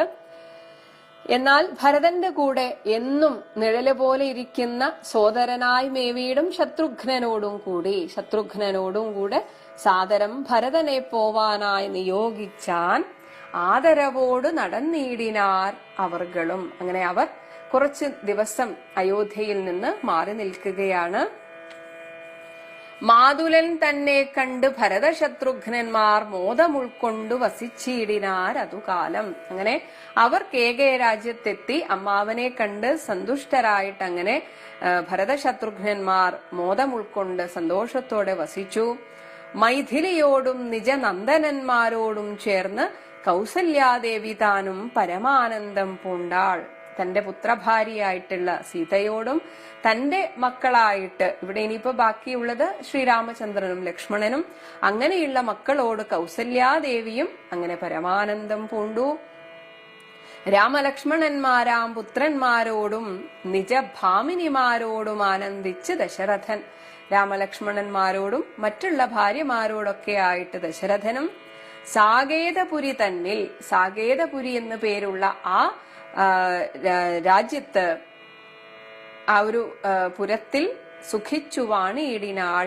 ഏതുപോലെ പാകശാസനൻ അമരാലയെ വാഴും പോലെ. പാകശാസനൻ ഇന്ദ്രൻ അമരാലയത്തിൽ സ്വർഗലോകത്തിൽ എങ്ങനെയാണോ വാഴുന്നത് അതുപോലെ നിർവികാരാത്മാവായ പരമാനന്ദമൂർത്തി, നിർവികാര സ്വരൂപനായിട്ടുള്ള ആ ഭഗവാൻ സർവലോക ആനന്ദാർത്ഥം, എല്ലാ ലോകത്തിലുള്ള ജനങ്ങൾക്കും ആനന്ദം കൊടുക്കാൻ മനുഷ്യ ആകൃതി പൂണ്ട് തന്നുടെ മായാദേവിയാക്കിയ സീതയോടും ഒന്നിച്ച് വാണാൻ അയോധ്യാപുരി തന്നിലന്നേ.